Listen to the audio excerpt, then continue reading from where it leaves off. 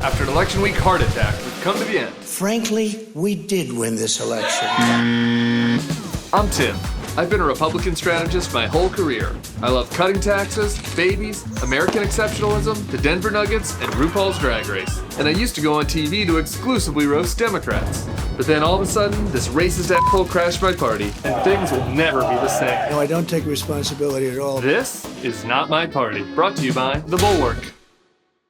Hey guys, if you're looking for a big red MAGA wave or a big blue repudiation of the president, well, 2020 doesn't give a damn what you want. Here's what we know right now. The Dems will hold the House, but lose a couple seats to the Republicans.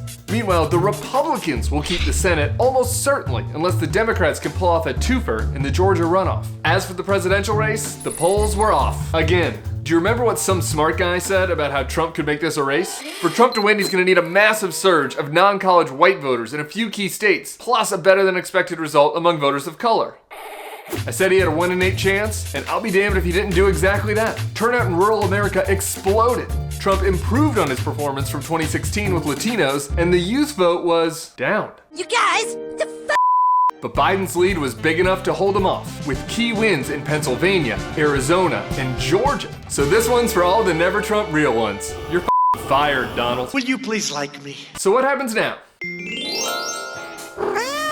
So yeah, Trump the president is no more. Get that moving truck to the White House. But he's not gonna just disappear. For starters, Trump could run for president again in 2024. No! God, please, no! No! Didn't know that, did you? He's gonna blame the loss on fraud and the China virus, and many of his supporters are gonna believe that the election was stolen from him. It wasn't. And he'll have a huge media presence. And you better believe he'll be trolling any remaining Republicans who try to snub him. Plus Trumpism, the bastardization of the grand old party, is here to stay. Even in defeat, Trump expanded his base of support and turned out a buttload of new voters. He generated all this enthusiasm with his favorite party tricks: nationalism, culture wars, immigration and trade restrictionism, and yeah, owning the libs. Here's the newest GOP it boy who was elected this week. Check out his victory tweet. Mini Trumps like this are gonna be everywhere in the GOP. So to sum it up, we'll have a deadlocked Washington, a Trumpified GOP, a Democratic identity crisis, and old President Joe Biden as the one guy trying to stitch it all together. He'll save us. Not My Party's taking a break for a few weeks, but we'll be back in December for what's sure to be a rocky Trump-Biden transition.